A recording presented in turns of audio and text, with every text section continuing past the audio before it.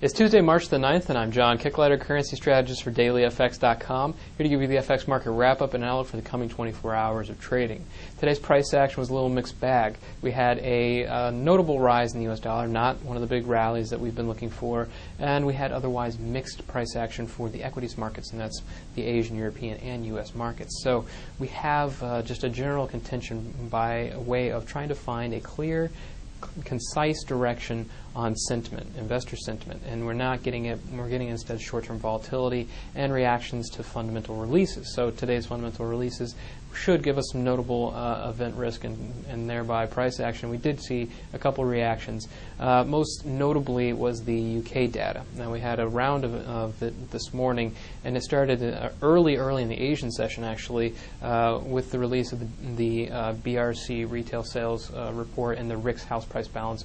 While the BRC retail sales report, a leading indicator for consumer spending, actually showed significant growth, 2.2% year over year, same-store sales.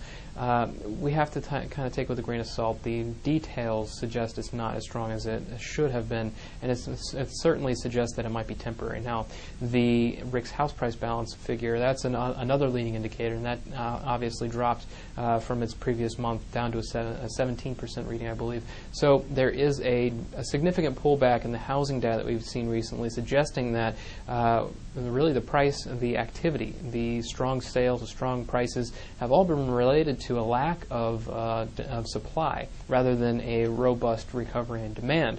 And that certainly does not play out very well for the UK economy and does not support an economic recovery there. So something to keep in mind. And we also had the visible trade balance, which actually dropped to 7.99 billion deficit, lowest level in 18 months. And it's a surprise, considering the pound has essentially dropped off in that same period. We're seeing that we're really not getting the benefits of a weaker sterling.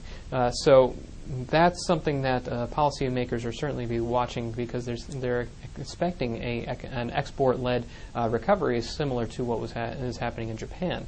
Speaking of Japan, we did see that the leading economic indicator composite report rose for the 10th consecutive month. This is the longest series of gains since 1997, and while it does not necessarily directly show a upcoming recovery in GDP figures, it does show that there is stability in some of these key indicators that it follows. Most importantly, we see exports, wage growth, and a few other notable releases are guiding the economy towards recovery, which is really what they need to do to establish a foundation of economic base so that they can in turn change to monetary policy that is a little more stringent and tighten the belt that is leading to deflation, leading to long-term problems in credit and lending markets.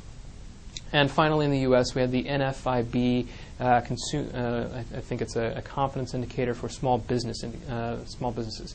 And this is a notable indicator, though it's overlooked almost always. But it's important because the small businesses account for a considerable chunk of GDP. But more importantly, they are responsible for most of the new jobs in the United States. So this is a very strong indicator for the leading indicators of the United States. And we saw that today the pullback that it actually suffered, matching its lowest reading in 7 months, certainly does not bode well for both consumers' business activity as well as employment expectations going forward. Two of the most important sectors in the U.S. and two of the most prolific components of expansion going forward.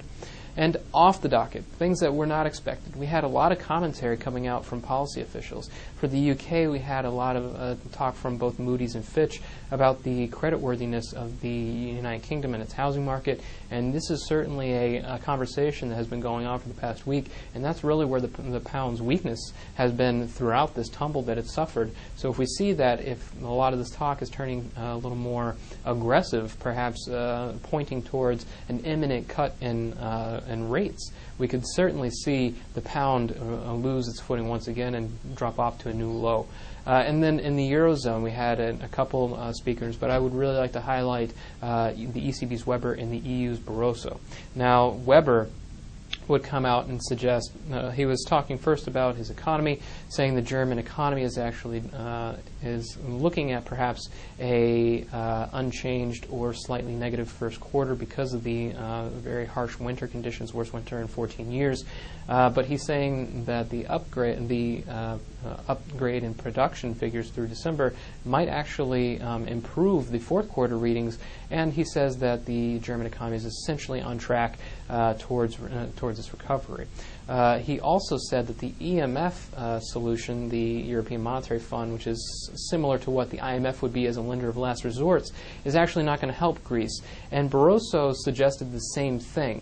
And he's saying that Greece's problems are more imminent. And I certainly agree with this concept, because it's certain this lender of last resorts will take some time to establish, first of all, and trying to institutionalize emergency aid certainly will not correct the real problems behind what's happening in Greece and with other economies in the region, and that's their fiscal position. They need to get their deficits back in order, and they need to get them in order quickly. Otherwise, they're suffering for what's going on. It also goes to show what Barroso knows, because he suggested that the concept that speculation has put Greece in its current position, he said it was, he wouldn't say absurd, but he said that it was not likely, and I believe that is absolutely absurd. So there's a lot of even heads in the Eurozone, and they're starting to come out, but nonetheless they're pushing a little harder on the euro itself, because it suggests that there's going to be no easy fix, and they might not actually pursue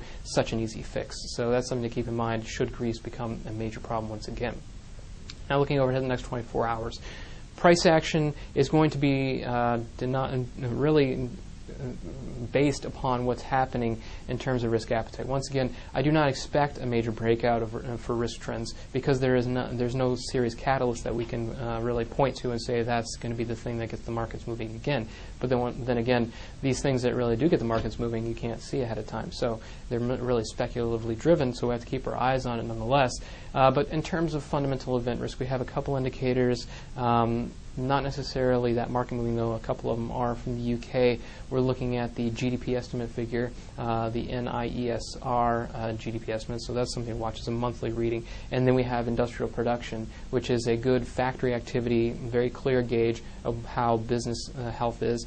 And then in the United States, we're looking at the budget figure. Now, this is not necessarily a market-moving indicator, but obviously there's such a direct influence on what's happening with relative deficits and relative fiscal health and price action that it pays to really watch what's going on with the fiscal positions of these individual economies. And the U.S., this is a big, clear number, so it's one to take note of.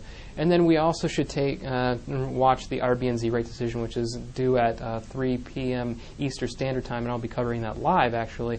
It's a very early release, and we're watching because the RBNZ needs to start taking pace with the RBA.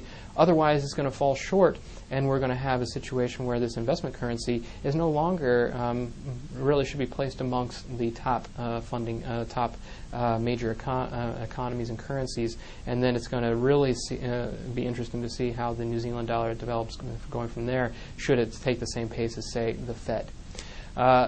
For trades, I'm still long my dollar-yen position.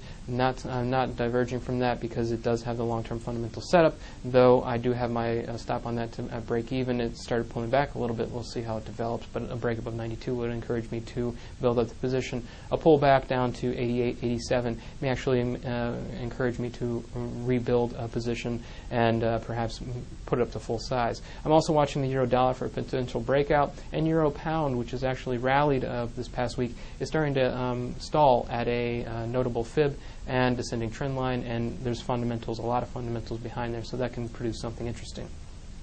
So if you want to read more about my analyst picks and my colleagues' analyst picks and the fundamental and technical analysis of the currency markets, you can come visit us at www.dailyfx.com.